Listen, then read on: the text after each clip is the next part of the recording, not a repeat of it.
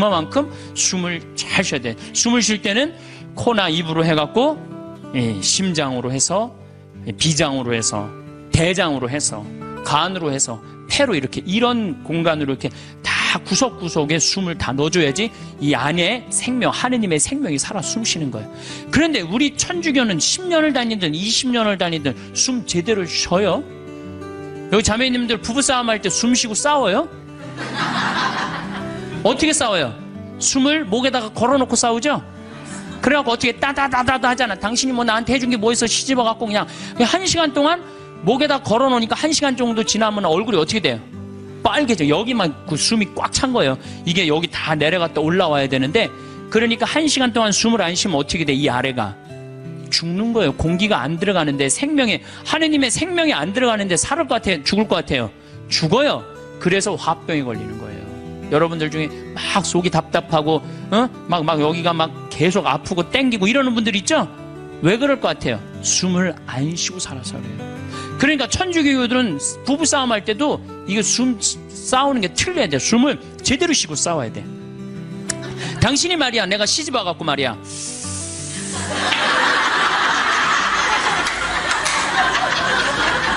해준 게 뭐가 있어? 외식을 한번 시켜줬어? 여행을 한번 시켜줬어? 이 정도는 돼야지 도인이라고 그러는 거예요. 근데 우리는 10년, 20년 성당 다니면 뭐해? 싸울 땐 목에다가 숨 걸어놓고 그냥 막 해대고 따다다다다다 하는데, 이 세상은 넓은 수도원이에요. 여러분들은 돛 닦는 거예요. 저나 여러분들은 돛 닦는 거예요. 그래서 정말 하느님 20년, 30년 믿었으면은, 그 정도 믿으면 완전히 이제 하느님과 하나가 돼갖고 숨도 정말로 잘 쉬어야죠. 그래서 옛날에 스님들은 산속에 짐승들 많아도 산속에 들어가도 하나도 안 위험했대요. 왜냐하면 정말로 도가 깊은 스님들은 1분에 한 번 숨 쉬었다는 거. 천천히. 그래서 내가 몸이 안 좋은데 이 숨을 느껴야 돼요. 내가 이렇게, 저는 우리 교우들한테 이 기도를 평창에서 가르쳐 주는데, 천천히 쉬면요 다 느껴져요. 간에, 위에, 폐에 정말로 생명이, 하느님의 숨, 하느님의 생명이 다 공급되는구나, 그런 걸 다 느껴요. 영상을 라디오처럼 편하게 틀어놓고 들으셔도 좋습니다. 구독과 좋아요, 알람 설정 꾹 눌러주세요. 황창현 신부님의 행복 특강 지금 바로 시작합니다. 참예수님. 네, 반갑습니다. 우리가 하느님을 찬양하기 위해서 춤과 노래를 통해서 하느님께 경배드리고 찬양할 수 있는 좋은, 춤과 노래는 우리 신앙의 좋은 동반자라는 말씀을 드렸습니다. 그럼 우리는 춤도 안 추고 노래도 안 한단 말이에요. 그렇다면 우리는 정말로 자유기도는 잘합니까? 자유기도는 잘해요? 구역반 모임 때 제일 힘든 게 뭐예요? 그 자유기도 하면 그냥 서로 눈치 보고 그냥 서로 미루고 이거 할까 말까 그러다가 못하고 지나가는 경우도 굉장히 많아요.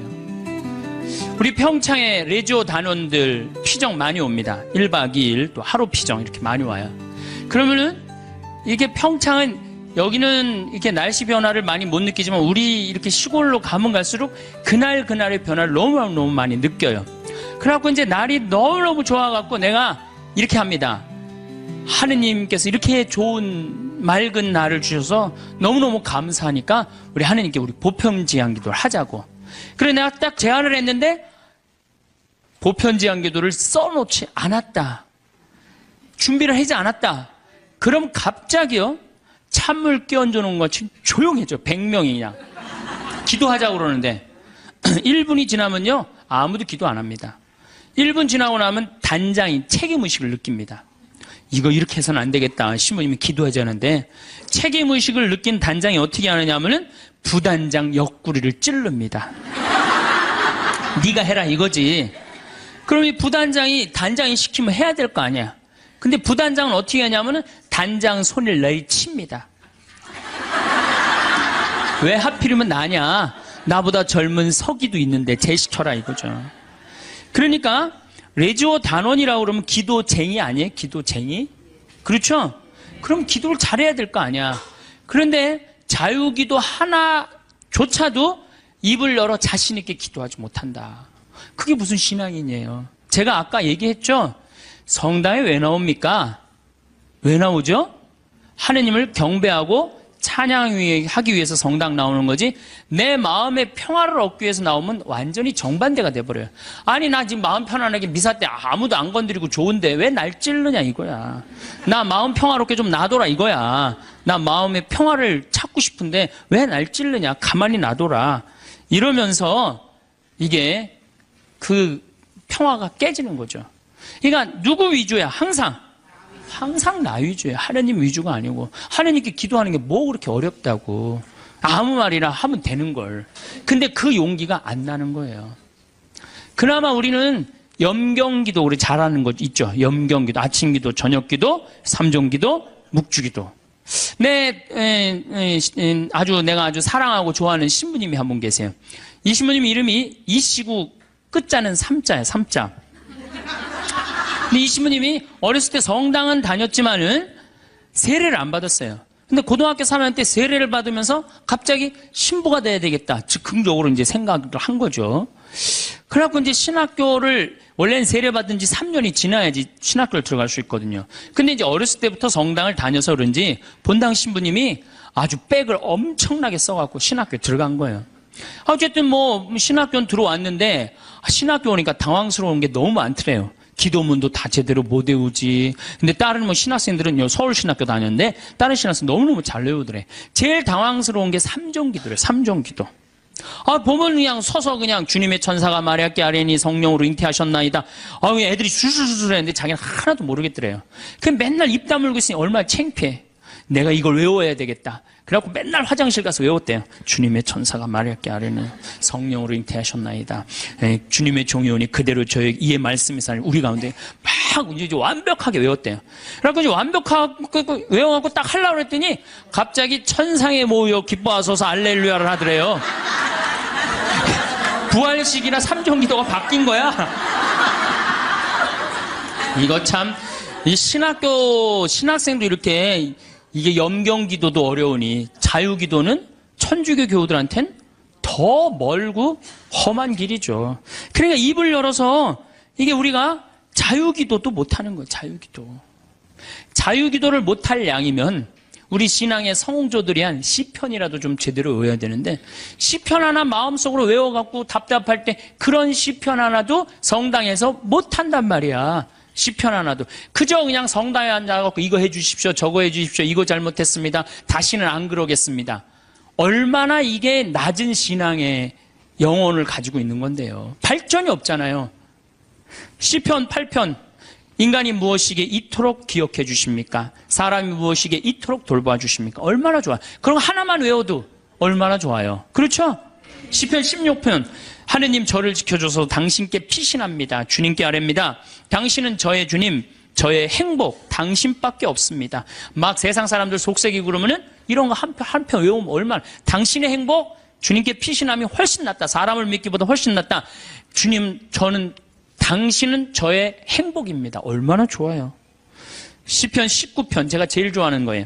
하늘은 하느님의 영광을 이야기하고 창공은 그분 손에 솜씨를 알리네. 낮은 낮에게 말을 건네고 밤은 밤에게 지식을 전하네. 말도 없고 이야기도 없으며 그들 목소리조차 들리지 않지만 그 소리는 온 땅으로, 그 말은 누리 끝까지 퍼져나가네. 저는 이 시편을 왜 좋아하느냐면요, 제가 이렇게 자연 안에서 살면서 느끼는 게 뭐냐면 하느님의 소리 없어요. 그렇지만 그 기운이 온 누리에 퍼져 있는 걸 느껴요. 이게 하느님의 소리가 비록 소리도 없지만 이 온 세상으로 퍼져가는구나. 낮은 낮에게 말을 전하고 밤은 밤에게 지식을 전하고. 얼마나 좋은 시편이에요. 온 누리에 하느님의 기운이 들어있고, 그게 말로 한다고 여러분들 하느님을 느끼는 게 말로 들려요? 그냥 온몸으로 느끼는 거지, 하느님의 존재가. 이 정말로 좋은 시편이에요. 또 아까도 말했지, 유명한 시편. 정 외울 자신 없으면 이거라도 외워. 주님은 나의 목자, 나는 아쉬울 것 없노라. 푸른 풀밭에 나를 쉬게 하시고 잔잔한 물가로 나를 이끄시어 내 영혼에 생기를 돋주시고 바른 길로 나를 끌어주시니 당신 이름 때문이어라. 이런 거 하나.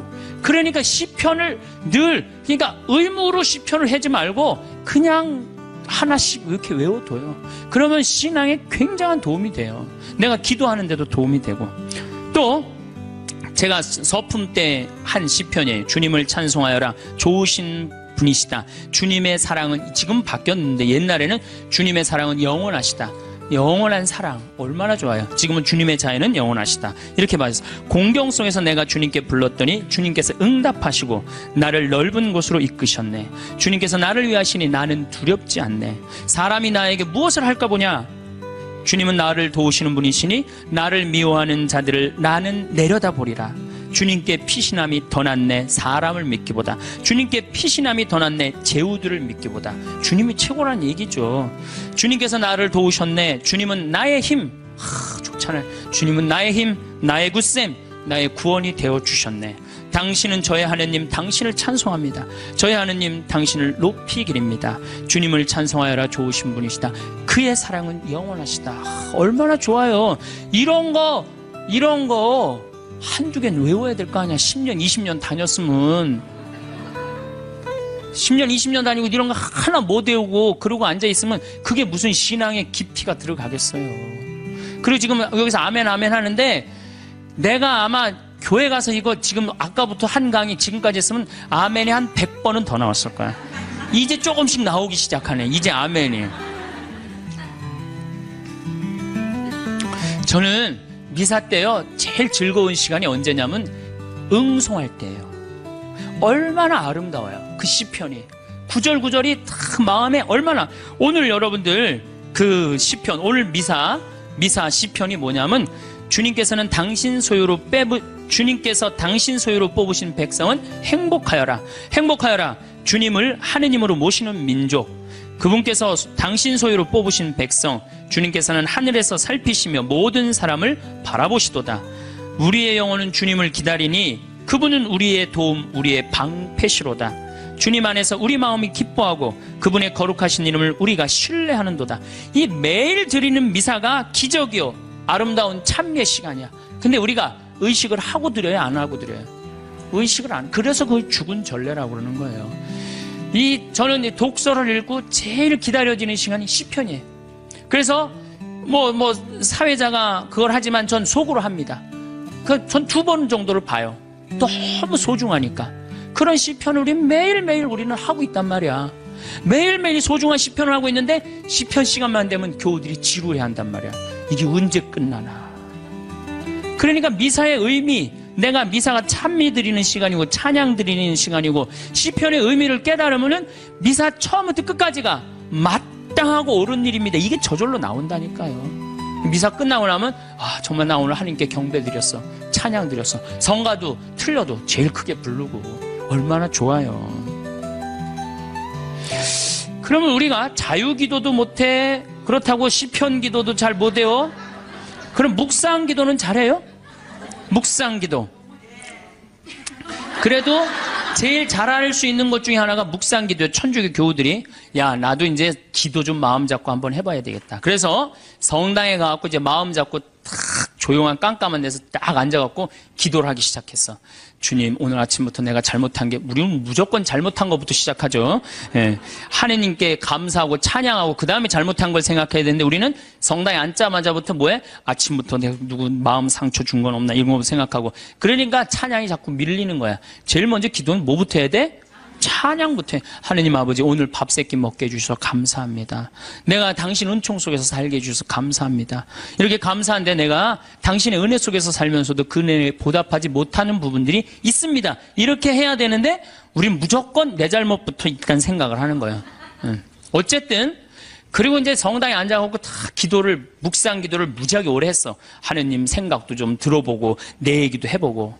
그래갖고 그냥 무지하게 오래 했다고 생각하고 시계를 딱 봤는데 나는 1시간 했다고 생각했는데 시계 보니까 몇 분 지나? 10분도 안 지나는 경우가 허다해요. 그렇죠?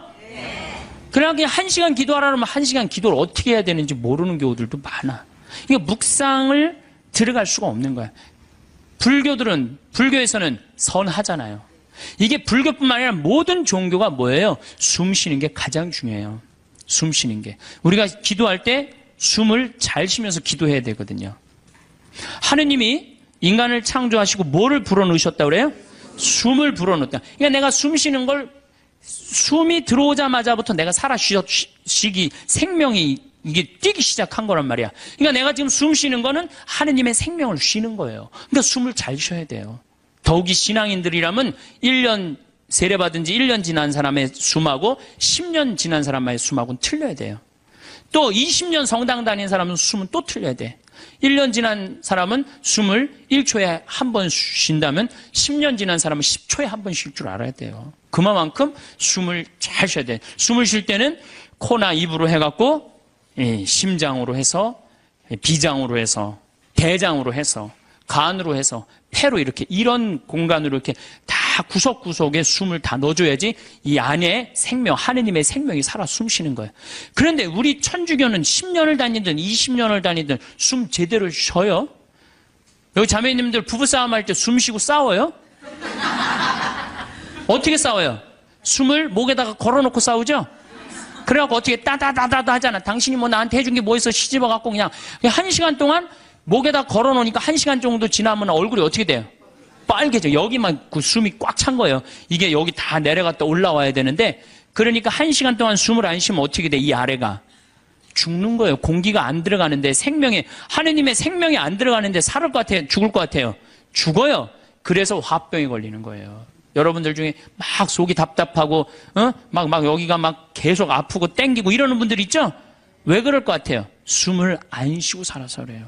그러니까 천주교들은 부부싸움 할 때도 이게 숨 싸우는 게 틀려야 돼. 숨을 제대로 쉬고 싸워야 돼. 당신이 말이야, 내가 시집 와갖고 말이야,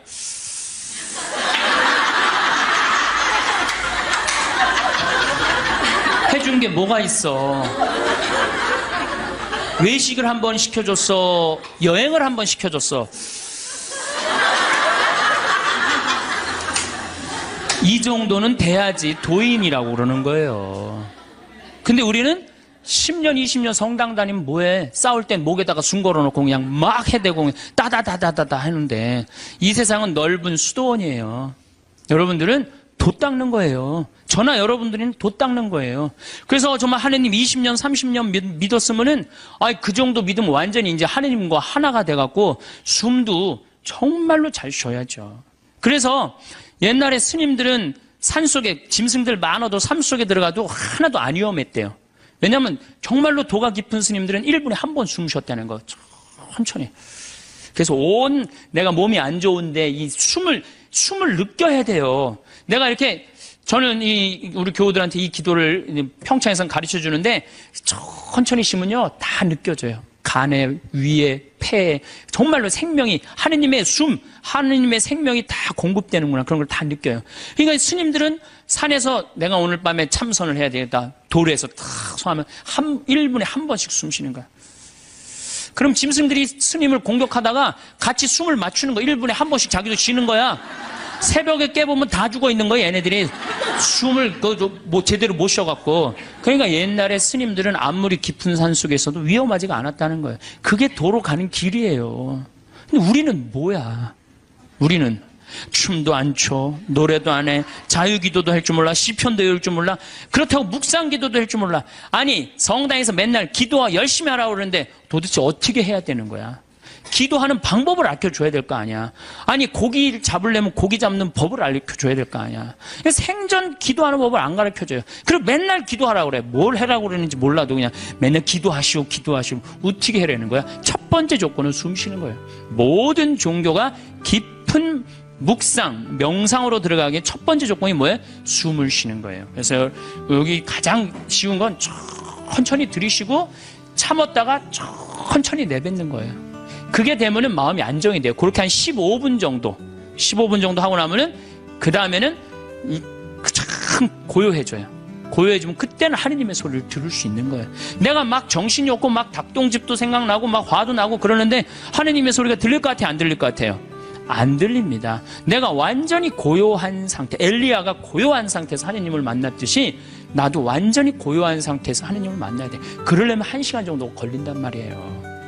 이거 그냥 앉자마자 이렇게 잘못하고 뭐하고 내가 참았는데 이번엔 못 참겠고 이러다 보면은, 내가 얘기를 하다 보면은 이게 기도가 아니고 일방적으로 떠들다 가는 거예요. 기도는 하느님의 소리를 듣는 거예요. 듣는 게 기도예요. 들으려면 어떻게 해야 돼? 내가 고요한 상태, 다른 어떤 것도 나를 건드리지도 못하는 상태. 그래야지 영원한 하느님을 조금이라도 느낄 수 있고 맛볼 수 있죠. 그러니까 앞으로는 부부싸움 할 때도 어떻게 해? 숨을 쉬면서 싸우란 말이에요. 숨을 쉬면서. 그러면은 여보, 당신 성당 열심히 나가더니 완전히 이제 당신 달라졌네. 얼굴이 빨개지더니 이제 얼굴도 편안하고 싸울 때. 그리고 이거 당신 뭐 1시간 10분이면 다 쏟아낼 얘기를 1시간에 천천히 하니까 나도 마음이 그래, 내가 잘못한 것 같아. 이러지. 이건 말할 시간도 없이 그냥 다다다다다다 해대면은 성당 단위나 많아져. 그렇죠? 여러분들은 넓은 수도원에 사는 구도자들이에요. 저도 마찬가지고. 그러니까 이제는 숨을 잘 쉬시기 바랍니다. 어떻게? 당신이 말이야, 내가 시집 와갖고 말이야,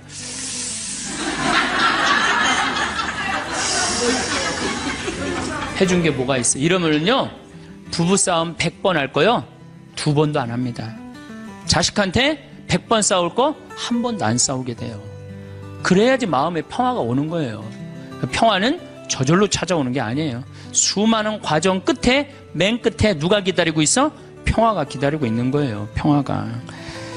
자, 이제 춤도 안 춰, 노래도 안 불러, 자유기도도 할 줄 몰라, 하느님을 향한 인간의 마음을 표현하는 시편도 하나도 외울 줄 몰라, 묵상기도도 할 줄 몰라.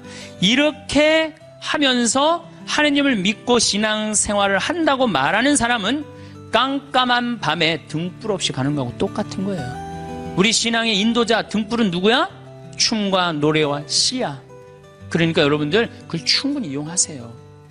물론 성서도 있고 성사도 있고 우리 천주교는 좋은 게 너무너무 많아요. 정말 굉장히 풍요로운 종교예요. 그런데 거기에 맞춰서 이게 성사와 성서가 살아 숨쉬려면 누구의 도움이 필요해? 춤과 예술이 필요하다는 얘기. 한마디로 쉽게 얘기하면은, 그래서 교회에선 예술가들을 무시하면 안 돼요. 그림 그리는 사람, 춤추는 사람, 노래하는 사람, 시 쓰는 사람들 귀하게 여겨야 돼요. 그걸 귀하게 여기는 공동체만이 영적으로 드러높일 수가 있는 거예요. 자, 이제 그렇다면 남은 건 그림이야, 그림. 근데 이 천주교가 그나마 버티는 게 뭐 때문에 버텨? 그림 때문에 버티는 거. 그림 때문에. 제가 입고 있는 이 복장, 이게 뭐예요? 그림이야, 그림. 여러분들 신부님이 수단 입고 있는 거, 제의 입고 있는 거, 그림이에요, 그림 아니에요. 다 그림이에요. 사람이 시각적으로요, 그렇게 거룩해 보이는 건 굉장히 도움을 많이 받는 거예요. 특히 수녀님들, 수녀님 복장 입고 있는 거, 그림 중에 제일 이쁜 그림이에요. 천주교 그림 중에. 그래서 수녀님들이 얼마나 그 그림 효과가 좋으냐면, 신부가 아무리 로만 칼라 차고 지나가도요, 다 이거 보자 그래요. 검문할 때 신부는 소용없어, 로만 칼라. 근데 수녀님만 딱 옆에 타시면 프리패스예요. 수녀님, 그림 중에 최고 그림이에요. 그런 게 다 그림이야. 신앙에 도움이 되는. 또 우린 스테인드 글라스도 있고. 그렇죠? 스테인드 글라스도 있고. 천주교가 그나마 그림 때문에 이게 영적인 거룩한 그 느낌을 많이 가질 수가 있는 거예요. 성당도 영적으로 그림, 예술적으로 얼마만큼 잘 짓느냐에 따라서 우리들이 알게 모르게 신앙에 도움이 굉장히 많은 거예요. 강당 들어가는 거하고 성당 들어가는 거 느낌이 어때요, 여러분들? 틀리죠? 그게 다 뭐 때문에 그래? 그림 때문에 그런 거예요. 그림 때문에. 그림은 굉장히 중요한 거예요. 제가 이콘을 좀 오늘 조금 설명을 드릴 건데, 이 이콘 보면은 이거는 메나스라는 이 수도원 6세기 때 이콘이에요. 잘 안 보이시죠? 이건 예수님인데, 보시면은 예수님은 성소를 갖고 있고, 수도원은 서약서를 갖고 있는데, 이 그림에 보면 이 눈이 어때요, 여러분들? 제정신인 눈 같아? 제정신이 아닌 눈 같아요? 약간 막간 눈 같지 않아요? 저는 이 그림 참 좋아합니다. 왜냐하면 우리가 하느님을 믿는 사람들, 하늘로 향하는 사람들은 눈이 어때야 돼? 약간 맛이 가야 돼요. 우리는 어디를 향해야 돼? 하늘로 향하려면 눈을 약간 들어 올려야지. 그래야 맛이 가야 돼요. 신학교에서 보면은 그런 애들이 있어요. 그래서 걔네들 별명이 뭐냐? 쌍뚜스라, 쌍뚜스. 걔네들은 눈을 이렇게 들고 다녀요. 하느님을 계속 생각하느냐고. 그런데 만약에 내 눈이 판교의 땅을 사면 찔까? 동탄의 땅을 삼을까? 이렇게 세상적인 눈에 반짝반짝하고 그러면서도 하느님을 믿는다면 아니죠. 우리는 이미 어디를 향하는 사람들이야? 하늘을 향하는 사람이야. 정말로 먼 데를 보는 눈이어야 돼요. 그래서 눈이 이렇게 맛이 간 거예요. 굉장히 좋은 의미가 있는 거예요. 또 예수님이 이 수도원 원장 어깨에 어떻게 손을 얹고 있죠. 이게 뭐냐 하면은 친구야, 친구. 여러분들 친한 친구끼리 어떻게 하지? 어깨 동무하죠? 예수님 우리 어깨 동무. 이게 루브르 박물관에 있는 이콘이에요. 어깨, 나의 친구가 되어주시는 예수님. 얼마나 좋아요. 이 그림만 보고 있어도 그냥 마음이 편안해진단 말이야. 이런 그림이 집에 걸려 있어야지. 근데 내가 가정방문 가면 이런 성화 하나도 안 걸려 있고 어떤 집은 맥주 회사에 그 여자가 막 쫙 이렇게 막 이러는 거 그냥 그런 거 걸려 있어. 그 집이 거룩할 것 같아, 안 거룩할 것 같아요? 내가 신앙생활할 때 우리 가정을 어떻게 꾸미느냐? 그것도 굉장히 중요한 거예요. 그래서 여러분들 이런 이콘 사셔서 걸어놓으세요. 제발. 그 집안을 거룩하게 꾸미는 것도 그것도 그림이에요. 그림. 초도 좋은 것도 사놓고 성모님도 이쁜 성모님 사놓고 거기도 초 켜놓고 이콘도 이게 집에 이 정도 집에 벽에 걸어놔도 돼. 요즘 다 집들이 크더라고. 가정방문 다녀보니까. 얼마나 좋아요. 요거는 돌아온 탕자. 잘 안 보이시죠? 네, 평창에 오세요. 네, 평창에 오면은 이걸 놓고 기도하니까. 이거는 돌아온 탕자예요. 이건 람브란트라는 분의 이건 상테페테르부르크의 카잔 성당에 있는 이콘이에요. 여러분들 이 탕자, 예수님이 탕자 얘기를 했지만 저는 이 탕자가 참 나쁜 놈이라고 생각해요. 아버지가 살아있는데 재산 달라고 그랬잖아요. 그렇죠? 보통 재산은 언제 우리가 달라고 그러죠? 돌아가실 때 달라고 그랬는데 살아있을 때 달라고 그래. 살아있을 때 달라고 그러고 어떻게? 이걸 갖고 나가서 흥청망청 썼어요. 그리고 돌아올 때 왜 이 아들이 돌아와요? 배가 고파서 돌아옵니다. 뭐라 그래? 아버지 집에 먹을 거 많은데. 그리고 돌아오는 거예요. 그런데 이 아버지는 그런 아들이 돌아온 것 자체만 해도 좋아요, 안 좋아요? 좋았던 거예요. 그래서 맨발로 쫓아나와갖고 아들을 끌어안는데 이 아버지가 지금 장님이에요. 눈을 감고 있어요. 어떻게? 네가 무슨 죄를 져도 돌아만 온다면 내가 너를 받아주마. 그리고 끌어안아. 눈 감아주마. 얼마나 좋은 그림이에요. 그 다음에 손은 한 손은 엄마 손, 한 손은 아빠 손이야.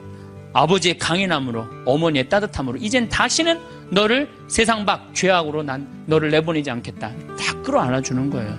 얼마나 이 품에 안겼을 때 얼마나 좋겠어요. 우리도 정말 세상 막 돌아다니다가 아버지 생각나고 돌아오면 아버지가 어떻게 해? 언제든지 이렇게 안아주시고 끌어안아주신단 말이야. 이 띠를 둘러서 죄 진 사람들, 다리는 신발 다 떨어져갖고 그런데도 이 아들을 받아들인단 말이야. 그랬더니 큰 아들이 막 화를 내고 어두움 속에서 있어. 여러분들 마음 안에 미움, 질투, 시기가 있다면 여러분은 항상 어디 속에서 살 것 같아요? 어둠 속. 기쁨으로 나올 수가 없어요. 기쁨으로 나올 수가 없어요. 그러니까 우리가 살아가면서 항상 기쁘게 살아야 돼. 기쁘게 살려면 누굴 미워하면은 미워하는 것도 습관이에요. 어떤 사람 보면 신학교 때도 어렸을 때 보면 주위 애들 막 욕했는데 아직도 만나도 욕해. 그 습관이에요, 습관. 근데 사람 안 미워하는 거 습관 들이면요 세상 편안해요. 사람은 막 누구는 왜 저러냐, 누구는 왜 저러냐 그런 거 신경 안 쓰고 살면요 세상 편안해요. 근데 큰 아들은 그걸 못했기 때문에 어둠 속에 있는 거예요. 어둠 속에. 여러분도 혹시 지금 어둠 속에 계신 분들 혹시 안 계세요? 빨리 빛으로 나오세요. 아버지의 빛으로. 이 그림만 봐도 우리가 기도할 수 있는 거예요. 이 그림만 봐도. 자, 그 다음에 이쪽 그림은 나의 왼편을 바라보시는 예수님이야. 왼편. 예. 이 왼편을 바라보시는 예수님, 이 그림도 전 참 좋아해요. 왜 좋아하냐면은 사람들은요 항상 오른편을 좋아합니다. 잘생기고 유명하고 높고 권력이 있고 그런 거 좋죠? 여러분들 혹시 무슨 장관 알고 있다면 나 그 사람 알아, 나 그 사람 밥 먹어서 무지하게 자랑하잖아요. 그렇죠? 유명한 사람 알고 있으면은 그리고 멋있고 잘생긴 사람 좋아하게 돼 있어. 사람은 항상. 그런데 인간은 참 묘해요. 갑자기 그런 사람이 갑자기 흠이 하나 잡혔어. 그러면 그걸 핥히는 게 인간의 습성이에요. 끄집어내고. 아무도 나를 이해하지 못할 때 성당 앞에 가서 앉을 때 누가 나의 왼편을 바라봐줘요? 예수님만이 나의 더럽고 추악하고 정말로 드러내기 창피한 거를 예수님은 딱 따뜻한 눈으로 바라봐 주신단 말이에요. 그러니 이 그림이 얼마나 좋은 그림이에요. 언제나 나의 단점을 얘기할 수 있는 그분, 얼마나 좋아요. 그림. 그래서 우리가 그림이 좋은 거예요. 이거는 내 발을 씻기신 예수님 얘기죠. 그렇죠? 예수님이고 베드로예요. 그런데 여러분들, 발을 씻긴다, 뭐 우리가 전례적으로 발 몇 번 씻겨보고 그랬죠? 그런 경험 있죠? 이스라엘에서 발을 씻긴다, 이건 종이 최고 밑으로 내려간 거예요. 얼마나 그 척박한 땅에 먼지가 얼마나 많아요. 그런데 베드로의 발을 씻긴다. 그런데 예수님의 얼굴이 베드로한테 안 가 있고 어디가 있냐면 베드로의 발에 입을 맞추고 있어요. 정말 예수님은 낮출 때까지 낮추고 계신 거예요. 그러니까 너무 감격한 베드로가 예수님을 끌어안죠. 자, 생각해 보세요. 내 친구가 돼서 어깨 동무를 해주고, 내가 잘못할 때 돌아오면은 끌어안아주고, 눈 감아주고, 나의 왼편을 바라봐 주시고, 내 발을 씻겨주신 예수님. 이 예수님한테 우리가 할 일이 뭐가 있을까요? 감사드리고 찬양 드려야지. 여기다 또 뭘 시켜? 우리 예수님 너무 시켜 먹는 거 아니에요? 이제 그만 시켜야 돼요. 여기 이제 예수님은 마지막에는 우리 인간을 위해서 어떻게 하셨어? 십자가에 당신의 목숨을 바치셨어요. 이 예수님께 우리가 경배드리지 않는다면, 우리가 이 예수님께 감사드리지 않는다면, 우리가 이 예수님께 찬양드리지 않는다면 우리가 무슨 신앙인이에요? 우리들은 성당에 나오는 이유가 마음의 평화를 얻기 위해서 나오는 거 아니에요. 이 받은 은혜가 너무 많은 예수님께 감사드리고 찬양드리기 위해서 나온 거예요. 그래서 우리가 앞으로 할 수 있는 말 중에 가장 많은 말은 뭐야? 감사합니다. 찬양합니다. 경배합니다. 당신의 은총 너무너무 감사합니다. 그러다가 정 필요한 게 있으면은 그렇게 하다가 끝에, 내가 요즘 우리 아들이 요새 고등학교 3학년이라 시험을 보는데 우리 아들 마음을 좀 차분하게 해주십시오, 주님. 시험 잘 보게 해달라는 것도 그것도 기복이죠. 시험 잘 본 거 지가 노력해야지 잘 보지, 예수님이. 그래서 제가 가끔 성령 세미나 때 여기 앞에 앉아있는 분들한테 여러분들 여기 왜 나왔냐고 제가 물어봐요. 병 고치려고 나왔대요. 병 고치려면 산에 가야지 왜 성당에 와? 그러면 예수님이 눈 아플 때 눈 고쳐주고, 배 아플 때 배 고쳐주고, 다리 아플 때 다리 고쳐주고, 아플 때마다 고쳐줘요? 아니죠? 예수님은 아플 때마다 고쳐주는 분이 아니에요. 건강은 내가 챙기는 거지, 하느님이, 물론 은총으로 인간의 한계가 어쩔 수 없을 때 예수님이 은총을 주셔서 고쳐주실 때 있어요. 많아요, 그런 경우. 그런 경 참 많습니다. 저 그런 경우 많이 봤고, 다음 시간에 내가 그런 예만 또 이제 들을 거예요. 그런 예만 들을 건데 참 많아요. 그런데 그게 계속 이어져. 그 사람은 신앙인 아니에요. 그 사람은 신앙인일 수가 없어요. 진정한 신앙인은 그런 거조차도 하나님께 간구하지 않는 거예요. 알아서 해달라고. 당신이 알아서 해달라고. 예. 예수님이 마지막 골고타 언당에서 뭐라고 그러셨어요? 아버지, 이 쓴 잔을 저에게서 거두어 주소서. 그러나 제 뜻대로 마시고 아버지 뜻대로 하소서. 근데 우리는 항상 하느님 뜻은 생각하지 않고 하느님의 뜻을 실천하려고 덤벼드는 게 아니고, 하느님이 누구 뜻을 실천해야 돼? 내 뜻을 실천해야 돼. 성당에 왜 나왔다고요? 마음의 평화를 얻기 위해서? 아닙니다. 성당에는 하느님께 경배드리기 위해서, 하느님께 찬양드리기 위해서 나온 거예요. 그리고 그 다음은 내 영혼이 구원받기 위해서 나오는 거예요. 내 영혼이. 그 얘기는 내가 다음 시간에 여러분들한테 또 할 거예요. 내 영혼이 구원받기. 그림이라는 게요, 우리 신앙에 굉장한 도움을 줍니다. 제가 능평성당이라고 경기도 광주에 있는 성당인데, 거기에 참 재미난 일이 있었어요. 그 능평성당에 그 관할 안에 미술관이 하나 있었어요. 미술관이 하나 있어갖고 초청장이 왔어요. 저는 굉장히 그런 거 가는 걸 좋아합니다. 갔는데 그 따삐라고 직조, 실로 이렇게 짜는 거 있죠. 그게 딱 하나 걸려 있는데, 가시 그게 걸려 있는데 내 가슴이 막 두근두근 뛰는 거예요. 막 벌렁벌렁 거리고. 제가 예술품을 보고 또 언제 벌렁벌렁 거렸느냐 하면은 석굴암을 보고 벌렁벌렁 거려서. 석굴암에 계신 부처님. 정말로 기가 막힌 작품이에요. 그 1500년 작품이지만은 가슴이 막 벌렁벌렁 뛰는 거예요. 그 석가모니의 그 부처님의 그 인자한 눈, 편안한 몸, 정말 우리 나라 사람들 대단한 정말 예술을 갖고 있는 거예요. 내가 그 석가모니 안에 석굴암 안에 있는 부처님을 보면서 진짜 가슴이 벌렁벌렁 거렸어요. 그리고 난 다음에 또 그 가시관을 보고 가슴이 벌렁벌렁 거렸어요. 그래서 이 작품 하시는 교수님이 홍익대학 송번수라는 교수님인데, 내가 그 교수님한테 그랬어요. 나는 이 작품 보고 너무너무 가슴이 떴는데, 당신의 이런 기가 막힌 작품을 내가 성당을 곧 질 텐데 내 성당에다가 하느님께 봉헌하고 싶다. 그리고 이제 1년 반이 지났어요. 1년 반이 지나고 난 다음에 성당이 이제 설계가 나왔을 때 설계와 동시에 갔어요. 내가 성당을 짓는데 교수님 작품을 걸고 싶다고 얘기를 하지 않았느냐. 이제 걸고 싶다. 그랬더니 교수님 깜짝 놀라는 거예요. 말만 했는 줄 알았더니, 그때만 해도 제가 8, 9년 전이니까 한참, 지금도 젊지만 그때는 더 젊었죠. 예. 깜짝 아주 새파랗고 젊은 신부가 당돌하게 와갖고 이렇게 얘기를 하는데, 근데 그 교수님이 좋다. 내가 신부님 성당에다, 베네딕토 나하고 본명이 같아. 내가 성당에 봉헌하겠다. 근데 교수님 문제가 하나 있다.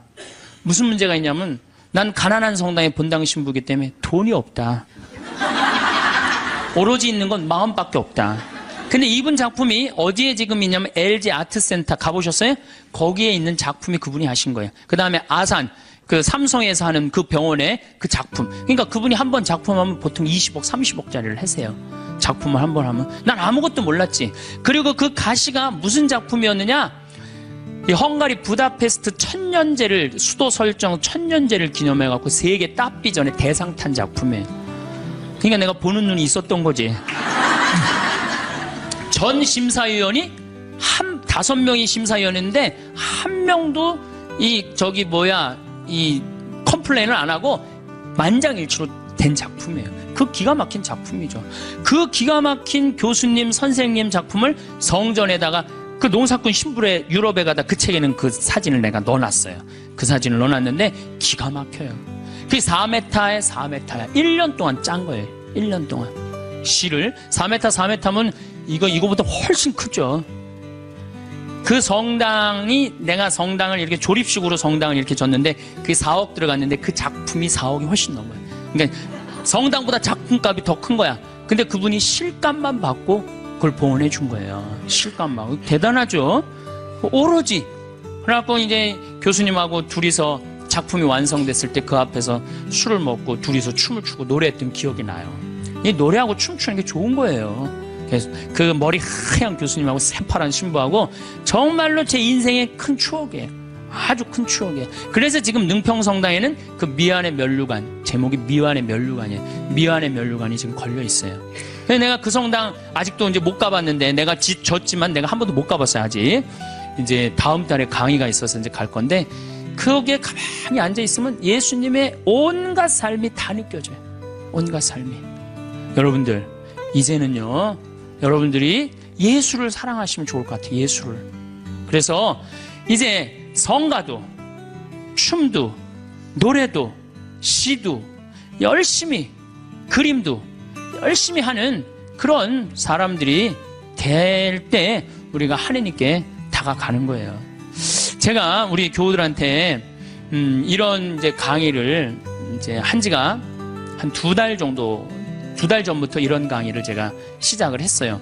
왜 이런 강의를 제가 하기 시작을 했느냐면은, 지금 이슬람교가 천주교를 앞질렀습니다. 이슬람교가 인구 면에 있어서 이슬람이 훨씬 많아요. 이슬람을 가만히 들여다보니까 철저해요. 신앙생활을 철저하게 해요. 신앙생활을. 근데 천주교를 보니까 점점 더 느슨해져.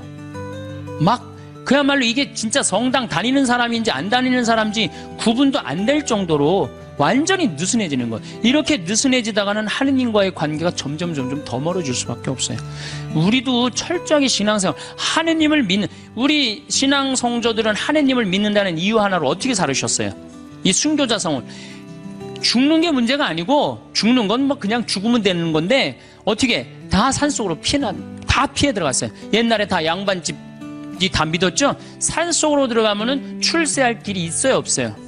출세할 길이 없어요. 그래서 100년 동안 출세를 못했어요. 천주교 교우들은 100년 동안 세상에 나오지 못했다고 하느님을 믿는다는 이유 하나로. 하느님을 믿는다는 이유 하나로. 근데 우리는 요즘 자녀들한테 신앙교육을 어떻게 시켜요?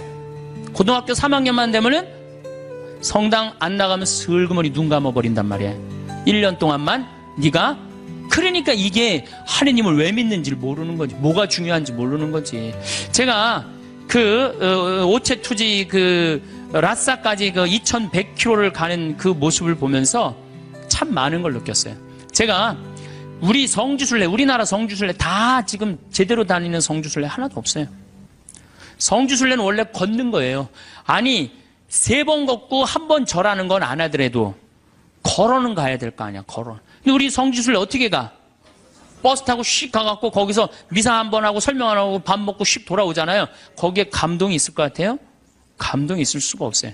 제가 능평 본당 신부 할 때 교우들한테 그랬어요. 성주순례 가자고 그래서 제가 계속 관두자.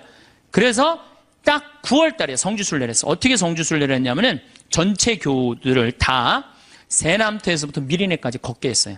세남터에서 미리네까지. 어떻게 걷게? 목, 금, 토, 일 4일 동안을 걷는 거예요. 어떻게 걸어? 저녁 7시에 퇴근해갖고 애들 다 학교 가는 애들 다 일찍 나오고 직장 퇴근하면 다 나와요. 그래갖고 세남터까지 버스로 데리고 가요.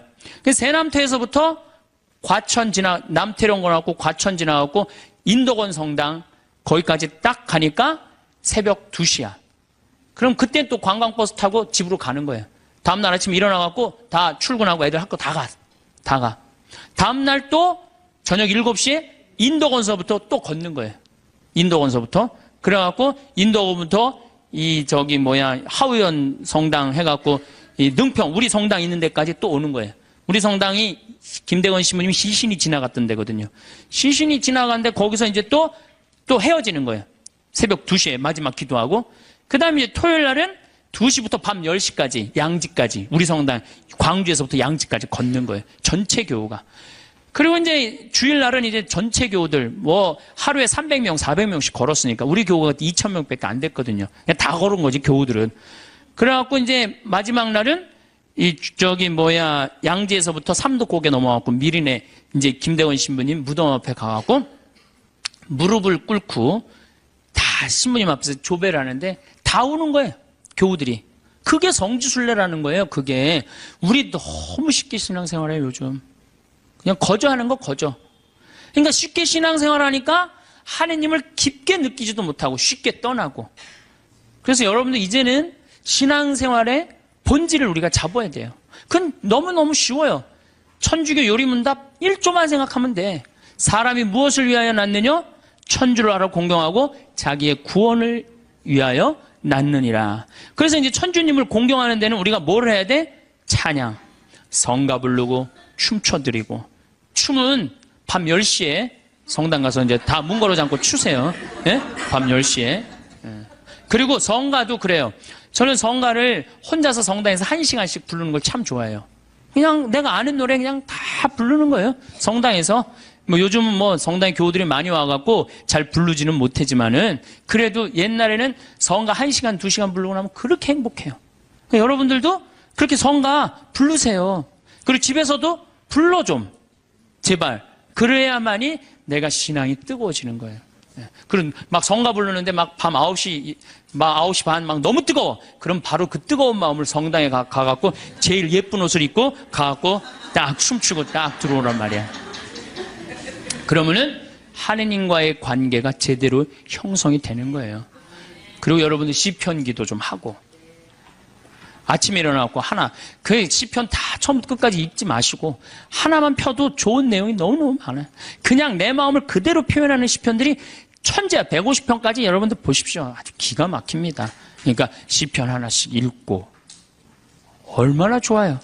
또 저녁에 주무실 때 어떻게 숨을 천천히 2번 들이쉬고 4번 내뱉고 다음에 4번 들이쉬고 8번 내뱉고 천천히 나눠서. 그러니까 숨 한 번 쉴 때 1분 내지 2분 정도 천천히. 그러면 내 마음이 온전히 고요해진단 말이에요. 그럴 때 마지막에 촛불 켜놓고 기도하고 주무신다면 여러분들이 정말 얼마나 행복하겠어요. 하느님과의 만남도 친숙해지고. 그거 너무너무 쉽죠. 그 다음에 그림. 이제 집에 가고 맥주 그 사진은 다 떼어버리고 이콘. 이거 좀 비쌀 거예요. 뭐 한 2만 원, 3만 원 정도 될 거예요. 비싸지도 않지 사실은. 2만 원, 3만 원 하면은 그거 사다가 아이 방에도 하나 걸어주고, 그 다음에 어디야 집에도 거실에도 하나 걸고, 이렇게 여러분들이 집안을 거룩하게 가꾸고 신앙의 분위기로 완전히 돌려놓을 때 여러분들은 정말로 신앙인다운, 예수님 보시기 이쁜 그런 신앙인이 될 수 있습니다. 그래서 이제 우리 천주교도 이제는 찬양의 종교, 찬미의 종교, 하나님께 영광 드리는 종교, 하나님께 감사드리는 종교, 그런 종교로 앞으로 더욱더 나갔으면 좋겠어요. 감사합니다. 오늘 황창현 신부님 말씀 어떠셨나요? 여러분은 사랑하는 사람과 함께하는 지금의 결혼 생활이 영원할 것이라고 믿고 계신가요? 나는 부부들이 결혼 초반의 뜨거운 사랑과 애정이 평생 이어질 것이라 기대하며 결혼에 서약을 합니다. 하지만 현실은 그렇게 단순하지 않습니다. 행복했던 결혼 생활이 점점 부담스러워지고 더 이상 예전처럼 서로를 이해하고 배려하지 않는다는 생각이 들 때 우리는 과연 무엇이 잘못되었는지 고민하게 됩니다. 부부 관계의 변화는 마치 가랑비에 옷 젖듯이 서서히, 하지만 분명하게 진행됩니다. 작은 오해와 불만이 쌓이고 서로를 향한 비난의 말이 늘어나면서 갈등이 깊어지죠. 이런 갈등이 반복되다 보면 어느새 부부 사이의 틈은 돌이킬 수 없을 만큼 벌어져 있습니다. 그리고 그 틈새에서 우리는 이혼이라는 결말을 마주하게 됩니다. 그렇다면 이혼으로 이어지는 부부 관계의 붕괴는 단순히 성격 차이나 외부 요인 때문일까요? 여러분도 혹시 이런 생각을 해보셨을 것입니다. 우리 부부가 문제가 생긴 건 성격 차이 때문이야. 외부의 스트레스가 우리를 이렇게 만들었어. 혹은 우리는 그냥 운이 나빴을 뿐이야. 라고 말이죠. 그러나 놀랍게도 수많은 연구 결과들은 이와는 전혀 다른 진실을 보여줍니다. 미국의 유명한 심리학자 존 가트맨 박사는 지난 50여 년간 3,000쌍 이상의 부부를 장기적으로 연구한 결과 부부 사이의 행복과 불행을 결정짓는 가장 중요한 요인은 그들의 성격이나 외모, 직업, 수입, 학력 등과는 무관하다는 사실을 밝혀냈습니다. 오히려 이혼을 예측할 수 있는 주요 요인은 어떻게 대화하는가에 있었습니다. 즉, 대화 방식이야말로 부부 관계의 향방을 결정짓는 핵심 요소라는 것입니다. 특히 부부가 대화를 할 때 그 대화가 처음 어떻게 시작되느냐에 따라 대화의 전체적인 흐름과 결과가 달라진다는 것이 가트맨 박사의 연구에서 밝혀졌습니다. 가령 격한 감정으로 시작한 대화는 시간이 지나면서 점점 더 격해지고 결국 관계를 악화시키는 결과를 낳게 됩니다. 반면 부드럽고 중립적인 태도로 시작된 대화는 갈등 상황에서도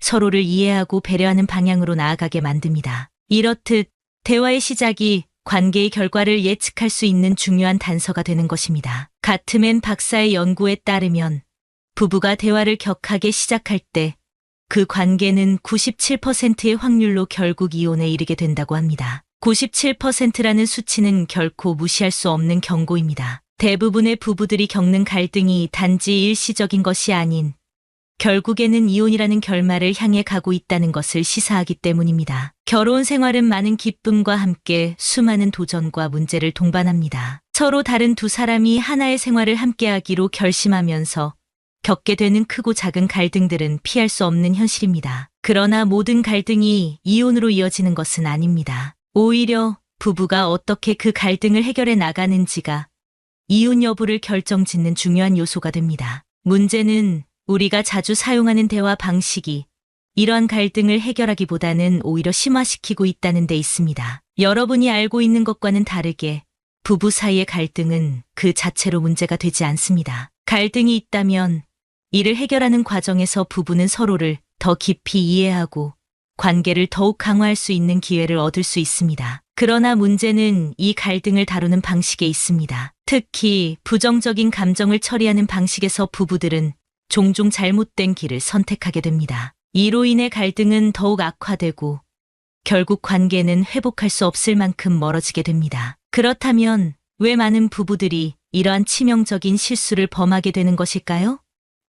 그 이유는 우리가 자주 사용하는 대화 방식들, 즉, 비난, 방어, 경멸, 그리고 담쌓기라는 네 가지 행동이 관계를 망치는 주범이기 때문입니다. 이 네 가지는 이혼을 예측할 수 있는 가장 강력한 신호이며, 실제로 이들 중 하나라도 자주 발생한다면 그 부부의 관계는 97%의 확률로 이혼에 이르게 된다는 연구 결과도 있습니다. 첫 번째로 다룰 문제는 비난입니다. 비난은 부부 사이의 갈등을 심화시키는 가장 흔한 형태의 대화 방식입니다. 비난은 단순한 불만 표출과는 다릅니다. 불만은 특정한 행동이나 상황에 대한 불만족을 나타내는 반면, 비난은 상대방의 성격이나 인격 자체를 공격하는 표현을 담고 있습니다. 예를 들어, 왜 항상 늦어?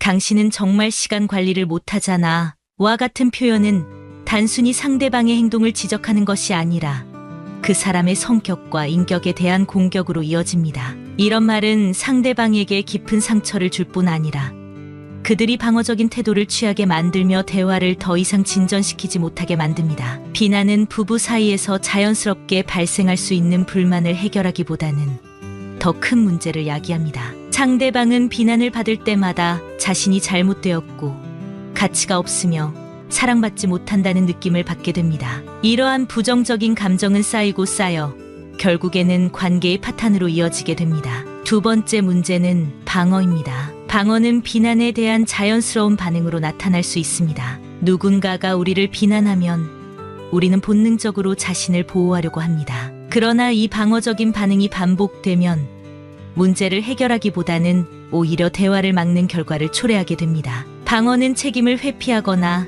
상대방의 비난에 대해 역공을 가하는 형태로 나타납니다. 예를 들어, 그게 내 잘못이야? 당신도 문제잖아 라는 식의 반응은 대화를 진전시키지 않고 오히려 갈등을 더 격화시킵니다. 방어적인 태도는 상대방에게 나는 당신의 비판을 받아들일 생각이 없고 이 문제에 대해 논의하고 싶지 않다라는 메시지를 전달합니다. 방어는 부부간의 신뢰를 무너뜨리고 서로에 대한 이해와 공감을 저해합니다. 결국 문제는 해결되지 않고 서로 간의 감정적 거리만 더 멀어지게 됩니다. 방어적인 대화가 지속되면 부부 사이의 대화는 끊임없는 공방으로 변하게 되고 이 과정에서 진정한 소통은 이루어지지 않게 됩니다. 세 번째 문제는 경멸입니다. 경멸은 부부 사이의 가장 치명적인 독소로 작용하는 대화 방식입니다. 경멸은 상대방을 하대하고 자신을 우월하게 여기는 태도로 나타납니다. 이 태도는 말투나 표정, 행동에서 드러날 수 있으며 상대방의 자존감을 심각하게 훼손시킵니다. 예를 들어, 너는 정말 무식해. 이걸 이해 못해. 라는 말이나 상대방의 의견을 무시하며 비웃는 태도는 경멸의 전형적인 예입니다. 경멸은 상대방에게 자신이 무시당하고 있으며 사랑받지 못하고 있다는 느낌을 줍니다. 이러한 느낌은 관계를 망가뜨리는 강력한 독이 되어 결국 부부 사이의 신뢰와 사랑을 무너뜨리게 됩니다. 특히 경멸은 부부 사이에 깊은 상처를 남기며 이 상처는 시간이 지나면서 더욱 악화됩니다. 경멸을 경험한 사람은 상대방과의 관계에서 점점 더 멀어지며 결국에는 관계를 회복할 수 없을 만큼 악화시키는 결과를 초래합니다. 경멸은 부부 관계에서 가장 파괴적인 요소 중 하나로 이혼의 주요 원인 중 하나로 지목되고 있습니다. 네 번째 문제는 담쌓기입니다. 담쌓기는 갈등이 있을 때 상대방과의 소통을 단절하고 감정적으로 멀어지는 태도를 말합니다. 이는 물리적인 거리 두기뿐만 아니라 감정적으로도 상대방과의 연결을 끊어버리는 행동을 포함합니다. 담쌓기는 대화 중 상대방을 무시하거나 대화에 전혀 관심이 없다는 신호를 보내는 행동으로 나타납니다. 예를 들어 상대방이 이야기를 할 때 일부러 무시하거나 핸드폰을 들여다보는 행동은 담쌓기의 일종입니다. 또한 말을 걸어도 대답하지 않거나 관심 없는 척하는 행동도 여기에 포함됩니다. 이러한 행동은 상대방에게 자신이 무시당하고 있다는 강한 느낌을 주며 관계에서의 고립감을 증대시킵니다. 담쌓기는 부부 사이의 소통을 완전히 차단하며 결국에는 서로에 대한 관심과 애정을 잃게 만듭니다. 이로 인해 부부는 더 이상 문제를 해결하려는 노력을 하지 않게 되며 관계는 점점 더 악화됩니다. 부부 사이의 갈등은 모든 결혼 생활에서 흔히 일어나는 일입니다. 하지만 우리가 갈등을 다루는 방식에 따라 결혼 생활의 결과는 극명하게 달라질 수 있습니다. 여러분이 앞서 언급된 비난, 방어, 경멸, 담쌓기와 같은 문제적인 대화 방식을 인지하고 있다면 이제는 이로 인해 발생하는 것에 대해 생각해 볼 차례입니다. 여러분은 스스로를 행복한 부부라고 생각하고 있나요? 혹시 지금의 결혼 생활이 안정적이고 만족스럽다고 느끼고 계신가요? 그렇다면 이 질문들에 답하기 전에 여러분이 실제로 어떻게 행동하고 있는지 생각해 보세요. 이 질문들은 여러분의 결혼 생활에 대해 다시 한번 생각해 보게 할 것입니다. 많은 부부들은 결혼 초기에 상대방에게 무한한 사랑과 존중을 보여줍니다. 서로의 부족함을 감싸 안고 상대방의 작은 행동에도 감사하고 기뻐합니다. 하지만 시간이 지남에 따라 결혼 생활의 현실이 찾아오면서 처음 가졌던 이상적인 모습과는 다른 상황에 직면하게 됩니다. 예를 들어 여러분은 결혼 초기에 상대방이 늦게 귀가해도 힘들었을 텐데 고생했어 라고 말하며 맞이했을 것입니다. 그러나 시간이 흐르면서 이런 반응은 점점 왜 맨날 늦어? 라는 비난으로 변하게 됩니다. 이처럼 결혼 초기에 가졌던 이상적인 기대와 현재의 현실 사이에는 큰 괴리가 생기기 마련입니다. 이 괴리가 커질수록 부부는 서로에게 실망하게 되고 상대방을 있는 그대로 받아들이기보다는 변화시키려 하게 됩니다. 이러한 상황이 반복되면 부부 사이에는 깊은 인지 부조화가 생기게 됩니다. 결혼 생활의 초기에는 서로에게서 행복과 만족을 찾았던 부부들이 이제는 서로의 행동에서 불만과 실망만을 느끼게 되는 것입니다. 갈등이 생겼을 때 행복한 부부와 불행한 부부의 행동은 극명하게 달라집니다. 행복한 부부는 갈등을 해결하기 위해 서로를 존중하고 차분하게 문제를 논의하려고 노력합니다. 그들은 상대방의 의견을 경청하고 서로의 감정을 이해하려 합니다. 반면 불행한 부부는 갈등 상황에서 자신을 방어하고 상대방을 비난하거나 경멸하는 등의 파괴적인 행동을 보입니다. 여기서인지 부조화가 발생합니다. 여러분은 스스로를 행복한 부부라고 생각할지 모르지만 실제로 갈등 상황에서 어떻게 행동하고 있는지 돌아보면 그 행동이 여러분이 믿고 있는 것과는 다를 수 있습니다. 만약 여러분이 비난, 방어, 경멸, 담쌓기 같은 행동을 자주 하고 있다면 이것은 여러분이 행복한 결혼 생활을 하고 있다는 믿음과는 정면으로 충돌합니다. 이처럼 행복한 부부라면 취하지 않았을 행동을 하고 있는 자신을 발견하게 되면 사람들은 심리적으로 큰 불편함을 느끼게 됩니다. 이때 우리는 대개 두 가지 선택을 하게 됩니다. 하나는 행동을 변화시켜 우리의 믿음과 일치시켜 인지 부조화를 해소하는 것이고 다른 하나는 현실을 부정하고 우리의 믿음을 더욱 강화하는 것입니다. 대부분의 사람들은 자신이 옳고 자신이 행복한 결혼 생활을 하고 있다는 믿음을 쉽게 포기하지 않습니다. 따라서 갈등이 생겼을 때 우리는 자신을 방어하고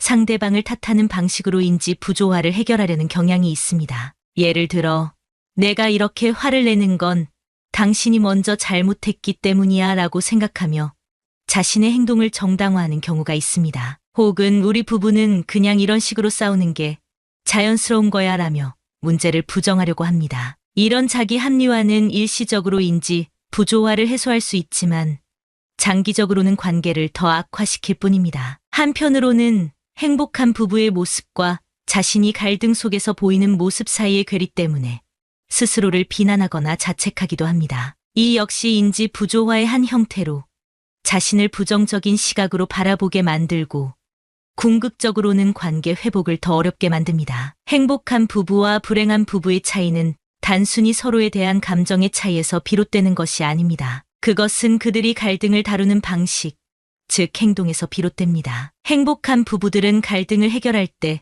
서로에 대한 존중과 배려를 잃지 않으며 문제를 건설적으로 해결하려고 노력합니다. 이들은 갈등 상황에서도 서로를 이해하려고 노력하며 감정적으로 성숙한 대응을 보여줍니다. 반면 불행한 부부들은 갈등이 생길 때 비난과 방어, 경멸, 담쌓기 같은 부정적인 방식으로 대응합니다. 이들은 문제를 해결하기보다는 상대방을 공격하거나 스스로를 방어하는데 초점을 맞춥니다. 이러한 행동은 갈등을 해결하기보다는 오히려 더 심화시키고 부부 사이의 신뢰와 애정을 훼손합니다. 앞서 살펴본 대로 부부 관계를 파괴하는 네 가지 문제적 행동, 즉 비난, 방어, 경멸, 담쌓기는 부부 사이의 갈등을 심화시키고 결국에는 이혼이라는 결말로 이어질 수 있습니다. 하지만 이러한 행동들이 반드시 이혼으로 이어져야만 하는 것은 아닙니다. 문제를 인식하고 올바른 해결 방법을 실천한다면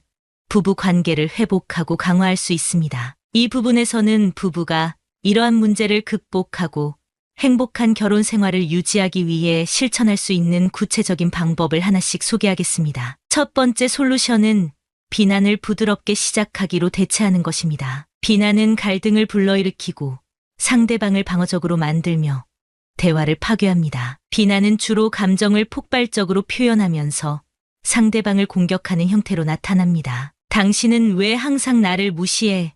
와 같은 비난은 상대방의 성격이나 인격을 공격하며 상처를 줄 뿐입니다. 이를 해결하기 위해서는 대화를 부드럽게 시작하는 방법을 연습해야 합니다. 부드럽게 시작하기는 갈등을 해결하는 가장 중요한 기술 중 하나로 대화를 중립적인 태도로 시작하여 상대방이 방어적이지 않게 만드는 것이 핵심입니다. 먼저 문제 상황을 객관적으로 설명합니다. 예를 들어, 지난 주말에 우리가 약속했던 대로 시간을 보내지 못했어. 라고 말하는 것입니다. 이때 상대방을 비난하거나 공격하지 않는 것이 중요합니다. 다음으로 그 상황에서 느낀 자신의 감정을 솔직하게 표현합니다. 나는 그때 약간 실망했어. 라는 식으로 말할 수 있습니다. 이때도 상대방을 탓하지 않고 자신의 감정을 중심으로 이야기합니다. 앞으로의 행동에 대해 자신의 바람을 명확하게 전달합니다. 다음번에는 우리가 약속한 시간을 지키면 좋겠어. 와 같은 표현으로 긍정적인 방향을 제시하는 것이 좋습니다.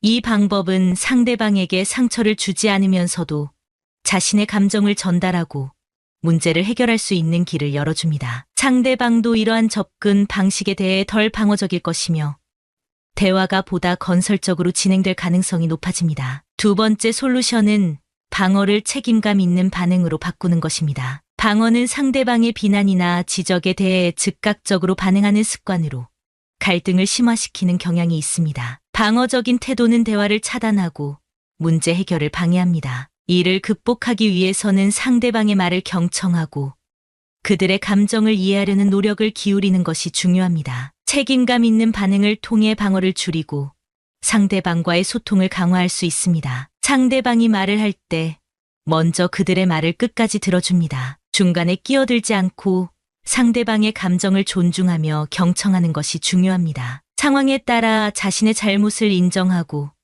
그에 대해 책임을 지는 자세를 취합니다. 내가 그때 좀 예민하게 반응했었네.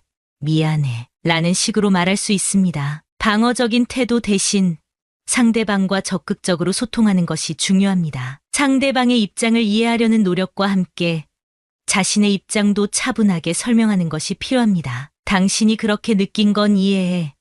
나도 이런 이유로 그런 반응을 했어. 라는 식으로 서로의 입장을 조율하는 대화를 나누는 것이 좋습니다. 이러한 접근 방식은 부부 사이의 신뢰를 회복하고 갈등 상황에서도 보다 건설적인 대화를 가능하게 합니다. 방어적인 태도를 버리고 책임감 있는 반응을 실천함으로써 부부 관계는 더욱 강해질 수 있습니다. 세 번째 솔루션은 경멸을 존중과 감사로 바꾸는 것입니다. 경멸은 상대방을 깎아내리고 자신을 우월하게 여기며 나타나는 태도로 부부 관계를 파괴하는 가장 강력한 독소 중 하나입니다. 경멸적인 행동은 상대방의 자존감을 무너뜨리고 관계를 악화시킵니다. 경멸을 극복하기 위해서는 상대방을 존중하고 작은 일에도 감사하는 태도를 길러야 합니다. 이는 부부 관계에서 서로를 인정하고 소중하게 여기는 마음을 표현하는 데 중요한 역할을 합니다. 상대방이 해준 작은 일에도 감사의 표현을 아끼지 않습니다. 예를 들어, 오늘 저녁 준비해줘서 고마워. 와 같은 말로 상대방의 노력을 인정하는 것이 중요합니다. 대화할 때 상대방을 존중하는 표현을 사용합니다. 당신의 의견을 존중해. 와 같은 말은 상대방에게 자신이 존중받고 있다는 느낌을 줄 수 있습니다. 상대방의 행동 중 긍정적인 부분을 자주 언급하고 칭찬합니다. 당신이 이렇게 해줘서 정말 기뻤어. 와 같은 표현은 상대방에게 큰 힘이 됩니다. 존중과 감사의 태도는 부부 사이의 신뢰를 강화하고 경멸적인 행동을 줄이는 데 효과적입니다. 이러한 태도는 부부 관계를 더 깊고 긍정적인 방향으로 발전시키는 데 중요한 역할을 합니다. 네 번째 솔루션은 담쌓기를 감정적 소통으로 대체하는 것입니다. 담쌓기는 갈등 상황에서 상대방을 피하거나 무시하는 태도로 부부 사이의 감정적 연결을 차단합니다. 이는 부부 간의 소통을 방해하고 관계를 악화시키는 원인이 됩니다. 이를 극복하기 위해서는 갈등 상황에서도 상대방과 적극적으로 소통하고 감정적으로 연결되려는 노력이 필요합니다. 감정적 소통은 상대방과의 정서적 유대감을 강화하고 갈등을 해결하는데 중요한 역할을 합니다. 갈등 상황에서도 자신의 감정을 솔직하게 표현합니다. 나는 지금 이 상황이 굉장히 힘들어 라고 말함으로써 상대방에게 자신의 감정을 전달합니다. 상대방이 말을 꺼내기 어렵다면 먼저 대화를 유도하는 것도 좋은 방법입니다. 오늘 어떤 일이 있었는지 이야기해 줄래? 와 같은 질문으로 대화를 시작할 수 있습니다. 담쌓기를 피하고 갈등 상황에서도 물리적 거리를 좁히려는 노력이 필요합니다. 예를 들어 서로 다른 방에서 시간을 보내기보다는 같은 공간에서 문제를 논의하는 것이 중요합니다. 감정적 소통을 통해 부부 사이의 감정적 거리를 좁히고 문제를 해결할 수 있는 길을 열어줍니다. 이는 담쌓기로 인한 정서적 단절을 극복하고 관계를 회복하는 데 중요한 역할을 합니다. 이러한 내용들을 참고하시어 삶의 지혜를 얻고 마음 평안을 누리시면 좋겠습니다. 오늘 영상 도움되셨다면 구독, 좋아요, 알람 설정 꾹 눌러주시고 이 영상을 소중한 분들께도 공유해주세요. 다음에 더 좋은 영상으로 찾아뵙겠습니다. 감사합니다.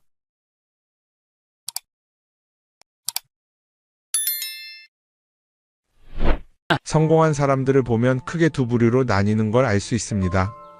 하나는 자신이 성공했다고 여기저기 떠벌리고 다니는 사람들, 그리고 또 하나는 조용히 아무 말 없이 자기 삶을 사는 사람들입니다. 우리는 흔히 성공을 하면 자연스럽게 자랑하고 싶어질 거라고 생각하죠. 좋은 차를 사고 비싼 시계를 차고 SNS에 멋진 사진을 올리고 싶을 겁니다. 왜냐하면 그렇게 하면 남들이 나를 더 인정해 줄 거라고 믿으니까요. 하지만 현실은 그렇지 않습니다. 오히려 진짜 성공한 사람들은 그렇게 행동하지 않습니다. 왜냐하면 보여줄 필요가 없기 때문입니다. 돈이 많다고 높은 자리에 있다고 유명하다고 해서 굳이 그걸 드러낼 필요는 없습니다. 그걸 아는 사람들은 이미 알고 있고 모르는 사람들은 알 필요가 없죠. 그런데도 굳이나 성공했다고 떠드는 사람들이 있습니다. 그런 사람들은 왜 그럴까요? 간단합니다. 그 사람들은 사실 그렇게까지 성공한 게 아니기 때문입니다. 우리는 종종 SNS에서 성공한 사람들을 봅니다. 해외여행을 가고 고급 레스토랑에서 밥을 먹고 멋진 차를 타고 다니는 모습? 그런데 가만히 보면 그런 걸 보여주는 사람들은 언제나 뭔가를 팔고 있습니다. 강의를 팔든 자기 브랜드를 홍보하든 아니면 단순히 자기 자존감을 유지하려고 하든 간에 결국 목적이 있는 거죠. 진짜 부자들은 그렇게 하지 않습니다. 오히려 조용히 아무도 모르게 자기 일을 합니다. 왜냐하면 자랑해서 얻을 게 없기 때문입니다. 오히려 괜히 잘난 척했다가 사람들에게 이용당하거나 시기와 질투를 받거나 쓸데없는 오해를 사는 게 더 피곤합니다. 이건 단순한 돈 이야기가 아닙니다. 사회적인 성공을 이룬 사람들도 마찬가지입니다. 진짜 실력 있는 사람들은 자기 실력을 굳이 떠벌리지 않습니다. 왜냐하면 그럴 필요가 없으니까요. 자기 분야에서 최고라면 사람들이 먼저 알아서 찾아옵니다. 반대로 실력이 부족한 사람일수록 자기를 포장하려고 애씁니다. 우리가 흔히 듣는 말이 있죠. 빈수레가 요란하다. 이 말이 괜히 있는 게 아닙니다. 정말 내실이 있는 사람들은 굳이 시끄럽게 굴지 않습니다. 반대로 겉만 번지르르한 사람들은 자기가 얼마나 대단한지 떠들고 다닙니다. 이걸 좀 더 현실적인 예로 들어볼까요? 동창회에 나가면 꼭 이런 사람이 있습니다. 옛날에는 별거 아니었는데 갑자기 잘 됐다고 나타나서 자기가 얼마나 성공했는지 자랑하는 사람. 처음에는 다들 와 대단하다 하고 들어주지만 시간이 지나면 어떨까요? 대부분 속으로 이렇게 생각할 겁니다. 저 사람 뭐 저렇게까지 티를 내? 결국 그런 사람은 점점 멀어지게 됩니다. 반면에 정말 성공한 사람들은 조용합니다. 굳이 자기가 어떻게 살고 있는지 설명하지 않죠. 그런 사람들은 오히려 주변에서 먼저 알아보고 자연스럽게 존경을 받습니다. 그게 진짜 성공입니다. 그럼 우리는 어떻게 해야 할까요? 내가 뭔가를 이루었을 때 굳이 남들에게 알릴 필요가 있을까요? 물론 가까운 사람들에게 좋은 소식을 전하는 건 좋습니다. 하지만 굳이 모든 사람들에게 나 이렇게 잘 살고 있어요 하고 알릴 필요는 없습니다. 그런 행동은 결국 나에게 득이 되지 않습니다. 성공이라는 건 원래 조용한 겁니다. 내가 잘 되고 있으면 주변 사람들이 자연스럽게 알게 됩니다. 굳이 내가 말하지 않아도 내 행동과 태도에서 묻어나오게 되어 있습니다. 그러니 굳이 보여주려고 애쓰지 마세요. 오히려 그게 더 진짜 성공한 사람의 태도입니다. 사람은 사회적 동물이라고 하잖아요. 혼자 살아갈 수 없고 결국 사람과의 관계 속에서 기쁨도 얻고 때로는 상처도 받습니다. 그런데 한 가지 생각해 볼 게 있어요. 우리가 정말 인간관계가 필요해서 맺고 있는 걸까요? 아니면 그냥 그래야 한다고 배워서 어쩔 수 없이 유지하고 있는 걸까요? 어릴 땐 친구 많으면 좋다고 하죠. 사회생활에서도 인맥이 중요하다는 말을 많이 합니다.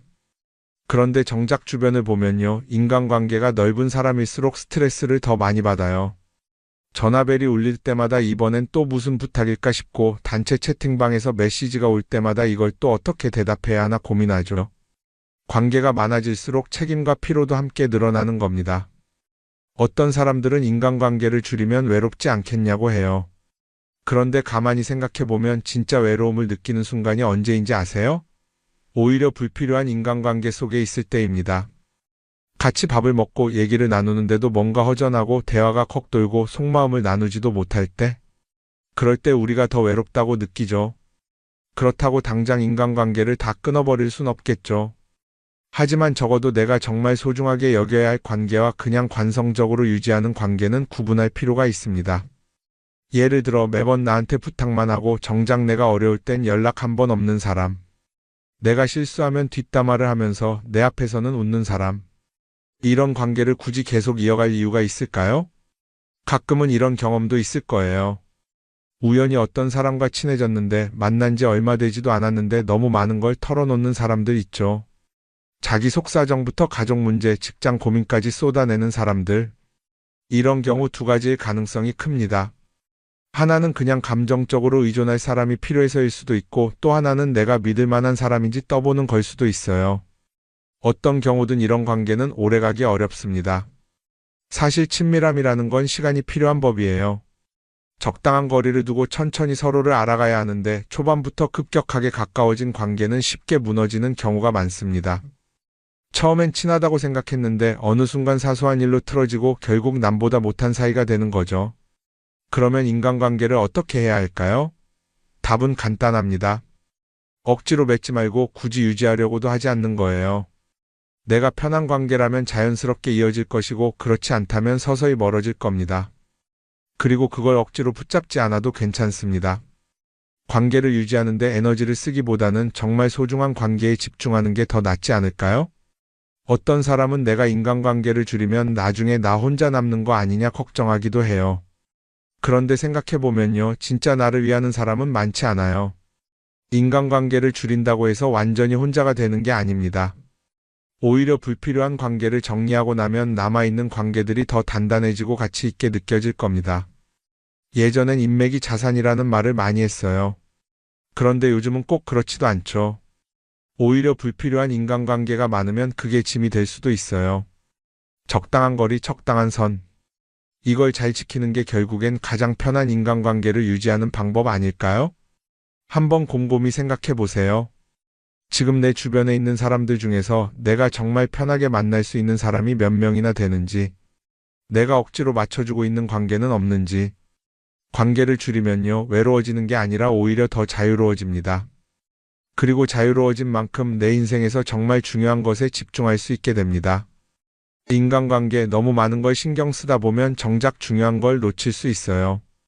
그러니까 이제는 한 번쯤 정리해보는 것도 나쁘지 않을 겁니다. 사람들이 돈을 많이 벌고 싶어 하는 이유가 뭘까요? 단순히 돈이 많으면 좋으니까?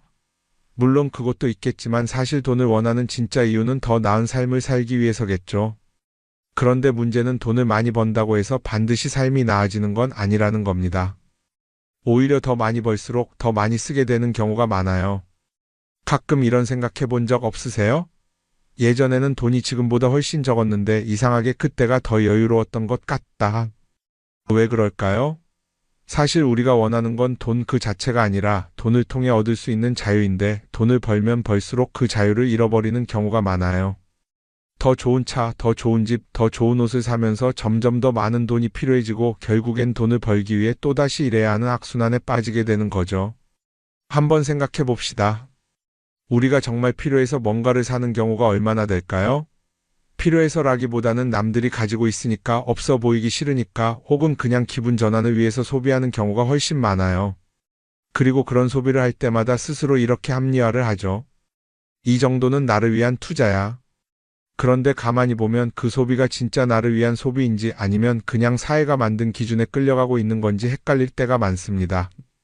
예를 들어 예전에는 스마트폰 하나면 충분했는데 이제는 스마트워치도 있어야 하고 무선 이어폰도 필요하고 태블릿도 있어야 할 것 같고, 하나를 사면 또 다른 무언가가 필요해지는 시기예요. 사실 이건 우리가 그렇게 만들어진 겁니다. 광고도 그렇고 SNS도 그렇고 자꾸 우리에게 이렇게 말하죠. 이걸 사야 더 행복해질 수 있어요. 그런데 정작 그걸 사고 나면 어때요? 처음 며칠은 좋죠. 그런데 시간이 지나면 또 다른 걸 사고 싶어져요. 왜냐하면 물건이 우리를 오래 행복하게 만들어주지는 않거든요. 특히 요즘은 SNS가 이런 소비 심리를 더 부추기는 것 같아요. 예전에는 친구들끼리 만나서 나 새로 샀어 하고 자랑하는 게 전부였는데 이제는 SNS에 올리면서 전 세계 사람들에게 보여주잖아요. 그러다 보니까 남들도 다 뭔가를 사서 올리고 나도 따라해야 할 것 같은 기분이 드는 거예요. 그런데 중요한 건 그 사람들도 사실은 나와 똑같은 기분이라는 겁니다. 내가 남을 부러워하는 만큼 나도 누군가에게 부러움을 사려고 애쓰고 있는 거죠. 결국 끝없는 비교와 소비 속에서 진짜 중요한 걸 놓치게 되는 겁니다. 한번 이렇게 생각해보면 어떨까요? 만약 내가 지금부터 딱 1년 동안 불필요한 소비를 하지 않는다면 내 삶이 어떻게 변할까? 아마 처음에는 답답할 수도 있어요. 사고 싶었던 걸 참아야 하니까. 그런데 그걸 몇 번 참고 나면 어느 순간 깨닫게 될 겁니다. 내가 굳이 이걸 안 사도 괜찮네?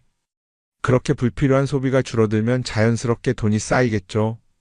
그런데 돈이 쌓이는 것보다 더 중요한 게 있어요. 바로 마음의 여유가 생긴다는 겁니다. 돈을 쓰지 않는다고 해서 불행해지는 게 아니라 오히려 소비로부터 자유로워지면서 진짜 행복을 찾을 수 있어요. 물론 이걸 실천하는 게 쉽지는 않겠죠. 우리 주변에는 소비를 부추기는 것들이 너무 많으니까요. 하지만 적어도 이런 건 해볼 수 있습니다. 뭔가를 사고 싶을 때 한 번만 스스로에게 물어보는 거예요. 이게 정말 나한테 필요한 걸까? 아니면 그냥 순간적인 욕심일까? 만약 그 질문을 던졌을 때 5초 안에 당연히 필요하지 라는 답이 나오지 않는다면 사실 그건 없어도 되는 물건일 가능성이 큽니다. 정말 필요한 건 고민할 필요도 없이 바로 떠오르거든요. 그러니까 이제는 한 번쯤 생각해 봐야 할 것 같아요. 나는 지금 내가 원하는 삶을 살고 있는 걸까? 아니면 남들이 만든 기준에 맞추기 위해 내 시간을 팔고 있는 걸까? 소비를 줄인다는 건 단순히 돈을 아끼는 게 아닙니다. 그건 결국 내 삶의 선택권을 되찾는 일이거든요. 돈을 많이 버는 것도 중요하지만 더 중요한 건 그 돈을 어떻게 쓰느냐입니다. 그리고 때로는 아무것도 사지 않는 게 최고의 선택일 수도 있어요. 우리는 요즘 SNS 없이 사는 게 거의 불가능한 시대에 살고 있죠. 아침에 눈 뜨자마자 휴대폰을 확인하고 출근길에도 SNS를 보고 잠들기 전까지도 계속 들여다봅니다. 그러면서 남들이 어떻게 사는지 보고 나도 모르게 비교하게 되고 때로는 초조해지기도 하죠. SNS에 올라오는 사진들 한번 보세요. 맛집에서 멋진 음식을 먹고 해외여행을 다니고 좋은 옷을 입고 성공한 삶을 사는 사람들. 그런데 가만히 보면 이 사람들이 정말 행복해서 저런 사진을 올리는 걸까요? 아니면 그냥 행복해 보이고 싶은 걸까요? 실제로 SNS에 가장 많이 올라오는 사진이 뭔지 아세요? 남들이 부러워할 만한 순간들입니다. 집에서 편하게 쉬고 있는 모습이나 출근길에 지친 얼굴, 어제 먹다 남은 배달 음식 사진 같은 건 잘 안 올리죠. 대신 멋진 레스토랑, 명품 가방, 고급 호텔 같은 것들이 올라옵니다. 왜 그럴까요? 결국 SNS는 보여주기 위한 공간이기 때문입니다. 여기서 중요한 게 있어요. 우리가 SNS에서 보는 건 그 사람의 삶 전체가 아니라 편집된 일부 장면이라는 겁니다. SNS는 마치 한 편의 다큐멘터리나 영화처럼 잘 꾸며진 장면들만 보여줍니다. 그런데도 우리는 그걸 보면서 아, 저 사람은 나보다 더 행복하구나 하고 착각하죠. 예를 들어 SNS에서 한 친구가 해외여행을 가서 아름다운 풍경을 찍어 올렸다고 해볼게요. 우리는 그걸 보면서 부럽다, 나도 저렇게 살고 싶다라고 생각하겠죠. 그런데 정작 그 친구는 사진을 찍고 나서도 일 때문에 스트레스를 받고 있을 수도 있고 여행 비용을 감당하느라 카드가 걱정을 하고 있을 수도 있습니다. 그 부분은 우리는 알 수가 없죠. 그런데 문제는 이렇게 남들과 비교하는 습관이 쌓이면 결국 내 삶이 초라하게 느껴진다는 겁니다. 원래는 그냥 조용히 살아도 괜찮았는데 SNS를 보고 나면 나만 뒤처지는 것 같고 뭔가를 더 해야 할 것 같고 괜히 불안해지죠. SNS는 기본적으로 사람들의 비교 심리를 자극합니다. 남들이 가진 걸 나도 갖고 싶게 만들고 남들이 하는 걸 나도 해야 할 것 같은 기분이 들게 만들죠. 그러다 보니 필요하지도 않은 걸 사게 되고 무리해서라도 화려한 곳에 가게 되고 남들에게 보여주기 위해 사는 삶을 살게 됩니다. 그럼 어떻게 해야 할까요? 사실 정답은 간단합니다. SNS에서 보이는 것들을 곧이곧대로 믿지 않는 것입니다. 그리고 더 중요한 건 남과 비교하는 걸 멈추는 것이에요. 어떤 사람이 비싼 차를 타고 다닌다고 해서 그 사람이 꼭 행복한 건 아닙니다. 좋은 차를 타고 다니지만 밤마다 사업 걱정에 잠 못 이루는 사람도 많아요. 반대로 대중교통을 이용하지만 마음 편하게 사는 사람도 있죠. 결국 행복은 보이는 것이 아니라 느끼는 것입니다. SNS를 덜 보면 덜 불행해진다는 연구 결과도 있어요. 하루 종일 남의 삶을 보면서 비교하는 시간을 줄이면 내 삶에 집중할 수 있는 시간이 많아지는 겁니다. SNS를 완전히 끊을 필요는 없지만 최소한 그 안에 있는 것들이 전부 진짜라고 생각하지 않는 태도는 필요합니다. 우리는 누구나 자신만의 속도로 살아가고 있어요. 남들은 남들대로 사는 거고 나는 나대로 살면 됩니다. SNS에서 남들의 화려한 모습을 볼 때마다 한 번쯤 이렇게 생각해 보세요. 이건 그 사람이 보여주고 싶은 삶일 뿐이다. 그러면 조금은 편해질 겁니다. 사람들은 다들 자기 인생을 살아간다고 생각하죠. 그런데 가만 보면 정말 자기 인생을 사는 사람이 얼마나 될까요? 많은 사람들이 사실은 남이 만들어 놓은 기준에 맞춰서 살고 있어요. 좋은 대학, 좋은 직장, 좋은 차, 좋은 집. 다들 이런 걸 목표로 삼지만 정작 내가 원하는 삶이 뭔지 깊이 생각해 본 적이 없는 경우가 많아요. 이건 어릴 때부터 교육받아온 방식과도 관련이 있어요. 우리는 어릴 때부터 이렇게 살아야 한다는 틀 안에서 자라죠. 공부 열심히 해서 좋은 성적을 받아야 하고 좋은 직장을 가져야 하고 결혼도 적당한 때에 해야 하고 마치 인생이 정해진 수순이라도 있는 것처럼요. 그러다 보니 나 스스로 정말 원하는 걸 고민하기보다는 그냥 남들이 정해놓은 목표를 따라가게 돼요. 그런데 이렇게 남의 기준에 맞춰서 살다 보면 어느 순간 공허함을 느끼게 됩니다. 이게 정말 내가 원했던 삶인가? 하는 의문이 들 때가 오죠. 어릴 땐 성적이 목표였고 사회에 나와서는 연봉이 목표였고 결혼하고 나서는 아이 교육이 목표였는데 그 목표를 이루고 나면 허무한 거예요. 계속 뭔가를 이루긴 했는데 정작 나는 어디에 있는지 모르겠는 거죠. 진짜 중요한 건 내가 원하는 게 뭔지를 아는 것이에요. 그런데 이게 쉽지 않죠. 오랫동안 남의 기준대로 살아왔기 때문에 막상 내가 정말 원하는 게 뭐지? 하고 물어보면 선뜻 대답하기 어려운 경우가 많아요. 하지만 이 질문을 하지 않으면 우리는 평생 남이 정한 기준 속에서 살게 됩니다. 그럼 어떻게 해야 할까요? 첫 번째로 필요한 건 내가 왜 이런 생각을 하게 됐는지 스스로 점검하는 거예요. 예를 들어 내가 비싼 차를 사고 싶다고 생각한다면 그게 정말 내 필요 때문인지 아니면 남들에게 잘 보이기 위해서인지 한번 따져봐야 해요. 만약 남들이 나를 어떻게 볼까 하는 게 더 중요하다면 그건 내 기준이 아니라 사회가 만들어 놓은 기준일 가능성이 큽니다. 두 번째는 다른 사람의 의견에 휘둘리지 않는 연습을 하는 거예요. 우리는 살아가면서 끊임없이 남들의 평가를 받죠. 그 나이에 그런 걸 시작한다고? 지금 그게 가능하겠어? 이런 말들이 우리를 흔들어 놓습니다. 그런데 그런 말에 신경 쓰다 보면 결국 아무것도 하지 못하게 돼요. 중요한 건 남들이 뭐라고 하든 내가 결정하는 거예요. 물론 남의 조언을 들을 수도 있고 참고할 수도 있죠. 하지만 최종 결정은 항상 내 몫이어야 합니다. 내가 결정하고 내가 책임지는 거. 그렇게 해야 내 삶을 온전히 내 것으로 만들 수 있어요. 세 번째는 내가 한 선택에 책임지는 자세를 가지는 거예요. 많은 사람들이 무언가를 선택하고 나서도 후회하죠. 괜히 이걸 했나? 이 선택이 잘못된 건 아닐까? 그런데 한 가지 확실한 건 후회한다고 해서 과거가 바뀌지는 않는다는 거예요. 내가 한 선택이라면 그 선택이 틀렸다고 해도 받아들이고 그 안에서 최선을 다하는 게 더 중요해요. 이렇게 말하면 그럼 실수하면 어떡하죠? 라고 걱정하는 분들도 있을 거예요.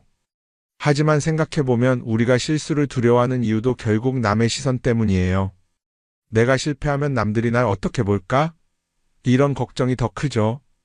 그런데 남들은 생각보다 우리한테 관심이 없어요. 우리가 성공하든 실패하든 남들은 자기 삶을 사느라 바빠요. 그러니까 내 인생의 주인은 결국 나 자신이라는 걸 명확히 할 필요가 있어요. 내 선택을 하고 그 선택에 책임지면서 남이 아니라 나에게 맞는 길을 찾는 것. 그게 진짜로 내 삶을 살아가는 방법이 아닐까요? 어쩌면 우리는 너무 오랫동안 이렇게 살아야 한다는 틀 속에 갇혀 있었는지도 모릅니다. 하지만 이제는 한 번쯤 생각해 봐야 합니다. 나는 진짜 내 삶을 살고 있는가?